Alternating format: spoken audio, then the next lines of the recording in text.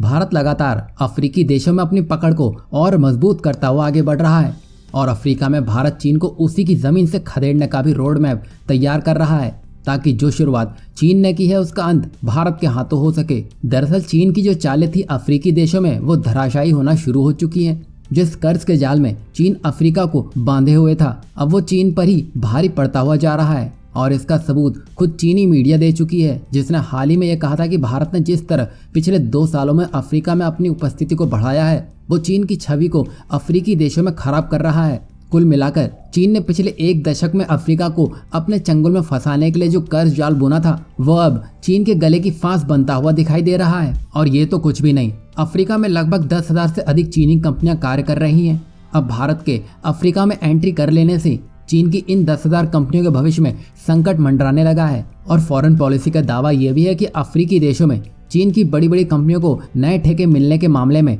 34% की भारी गिरावट देखने को मिली है, जो चीन की चिंता बढ़ाने का काम कर रही है। जहां चीन की चिंताएं बढ़ रही हैं वहां भारत अपनी एक बड़ी रणनीति पर काम करता हुआ दिखाई दे रहा है, जिसमें अफ्रीका के जितने भी देश हैं उनके समर्थन में अपनी आवाज को सामने रखना, जिससे चीन का अफ्रीका में खेला हुआ खेल अब बर्बाद होने की कगार पर आ चुका है। और अगर ऐसा हो गया तो आप समझ सकते हैं कि चीन की अफ्रीका में 2 दशकों की मेहनत पर पानी फिर जाएगा। कुल मिलाकर जिस समय चीन अफ्रीका के संबंधों में तनाव देखने को मिल रहा है वैसे समय में भारत मौका देखकर अफ्रीका में चीन के पैरों तले जमीन खींचने की कोशिश कर रहा है। वहीं पिछले साल की बात करें तो मीडिया रिपोर्ट्स के मुताबिक अफ्रीकी देश तंजानिया के राष्ट्रपति ने पिछली सरकारों के समय चीन के साथ फाइनल किए गए $10 बिलियन के एक प्रोजेक्ट को ही रद्द कर दिया। स्पष्ट है कि अफ्रीका चीन के संबंधों में बड़े बदलाव देखने को मिल रहे हैं और अब भारत इन्हीं समीकरण को बदलने की फिराक में है और चीन के लिए अफ्रीका में अब बड़ी मुश्किलें खड़ी होने वाली है, क्योंकि यहाँ भारत अब चीन के साथ कुछ बड़ा खेल खेलने को है।